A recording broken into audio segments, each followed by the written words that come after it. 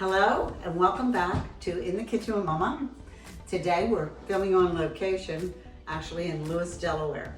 And we're at my cousin's house, and this is his wife Donna, and she is going to be with us today making one of her most unique recipes. Now, with that being said, we've done our housekeeping, hair pulled back, hands are washed, and it's all clean. Donna, actually, I was talking to her about doing these videos, and she volunteered this recipe because it's such a hit at her house. So, Donna, I'm gonna let you take the lead. Hey, thank you, Debbie. Today I'm making chicken cheese squares, which is basically chicken on the inside, wrapped around with some dough on the outside. Start with 2 cups of chicken. I'm gonna put that in my bowl. Now the chicken that you can either use chicken that you have cooked and prepared and have as a leftover, or if you want, you can go to the store and get a rotisserie chicken and chop that up, which is pretty handy. Okay, to this we're gonna now add our vegetables. And the vegetables that we like to add are broccoli, onion, and roasted red peppers. If you have other vegetables that you would like, 3 is a good number to add. You wanna make sure they're cut up very small. You wanna make them small. So what Donna has done is measured everything out for us. Normally, she would just add because she knows how much of everything she likes to add. But we asked for a recipe so everyone out there can follow it. Otherwise, you'd just be putting this in there. Exactly. Now I'm going to add a 1/4 cup of the roasted red peppers. Roasted ones just kind of give it that extra flavor because it has a little extra liquid in with it. the oil and garlic that they're set in. Oh my gosh. Yeah.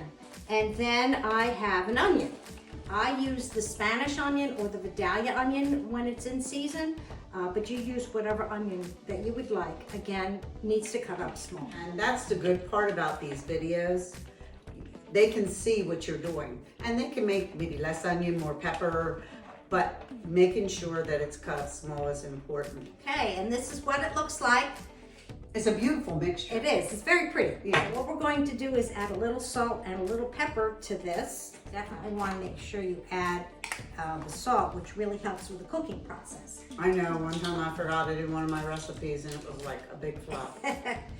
Okay, we have black pepper, 1/4 teaspoon black pepper, and 1/2 teaspoon of the salt.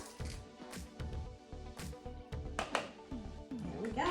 Give that a good mix.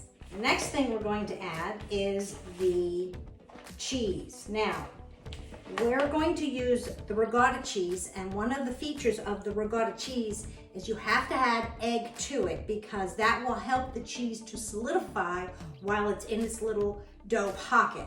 I don't think there's a lot of people that understand the importance of adding an egg to that. Right. It's same like you said with lasagna, ravioli. It does make it like one big piece instead of it just running all over the place. Exactly. All right, so I'm going to mix this in here and be prepared because for those of you that have done egg and ricotta, it gets very, very, very yellowy.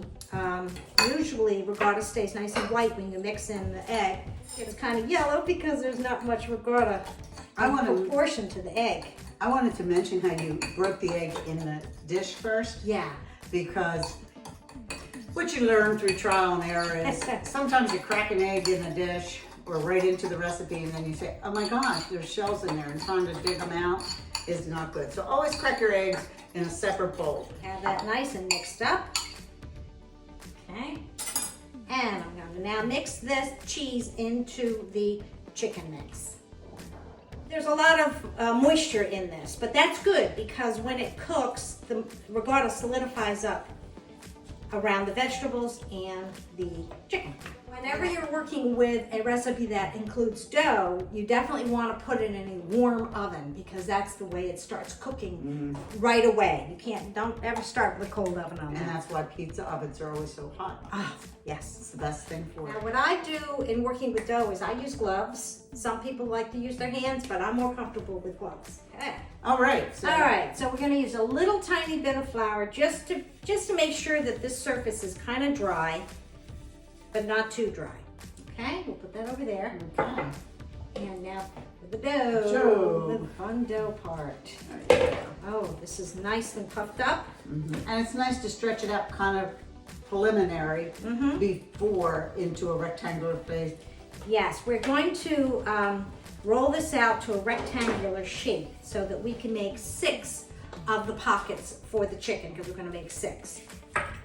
Might want to. Oh, that's rolling out pretty good, Donna. It is. It's doing good.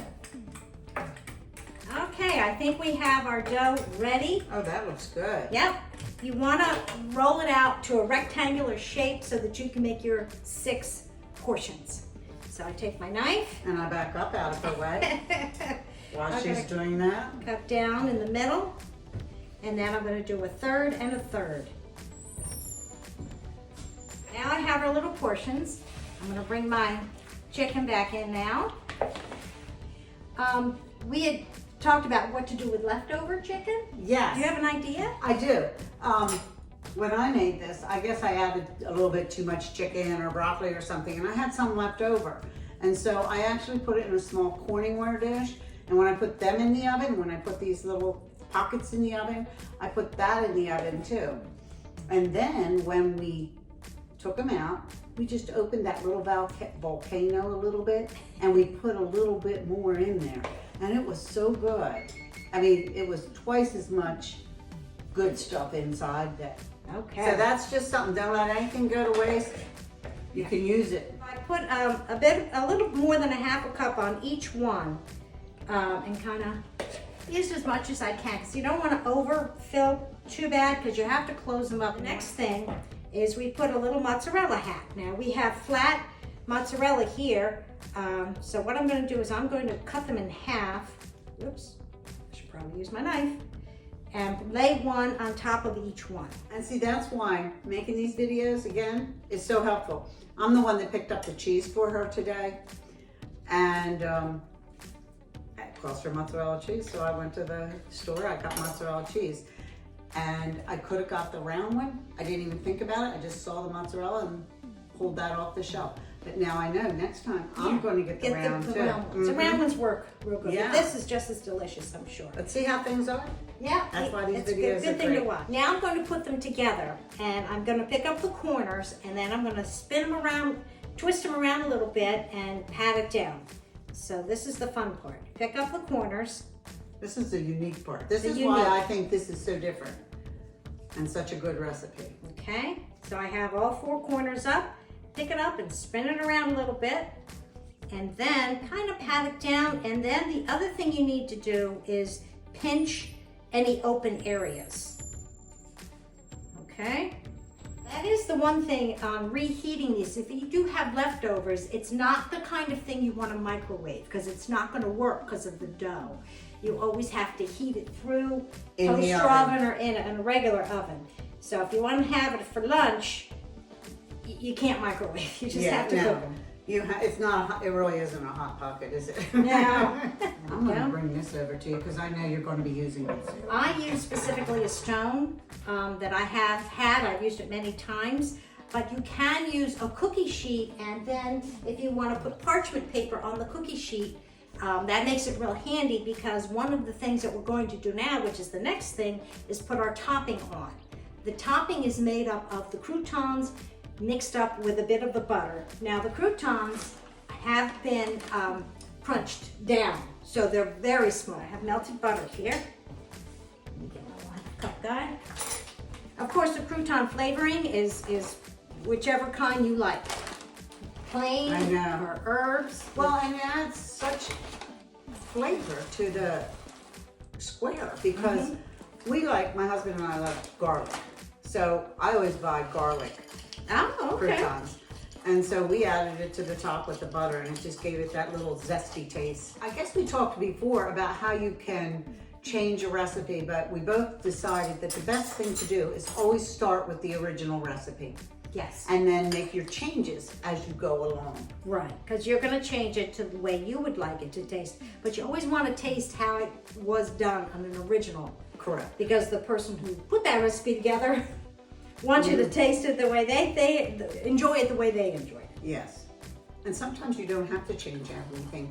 But they do fall off a little bit. But that's okay.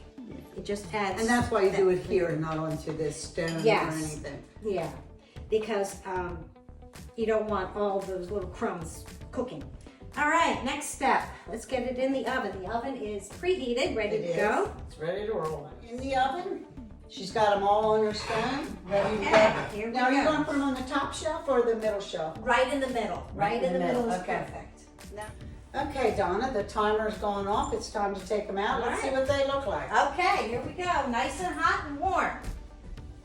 Oh my gosh, they are gorgeous. Hello again. All right, we have our cheesy chicken squares out and we let them rest for about 5 minutes or so. I have them still on my hot stone, but I'm letting them just kind of, take a moment to cool down on their own.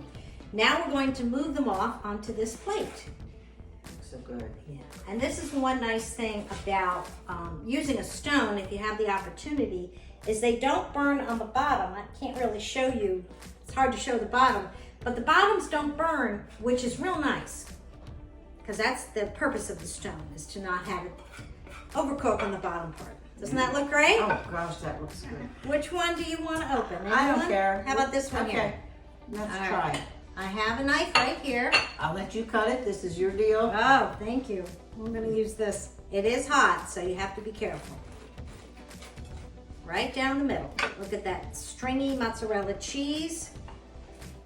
Are you able to see? That's what I was wondering. Oh, my Oh, gosh. careful. Yeah, look at Are all you the able to see good that? chicken in there. I'm sure you can. Let me try it. Hopefully it won't be I too hope hot. you enjoy it. Because she did let it rest a few minutes. All right, cut it in half. I'm using my little finger there to pull it apart. All right, I got a little bit of the broccoli and the roasted red peppers and the cheese. Mm. Is it good? Mm. All right. Oh my goodness. I got a little bit of that breadcrumb or bread.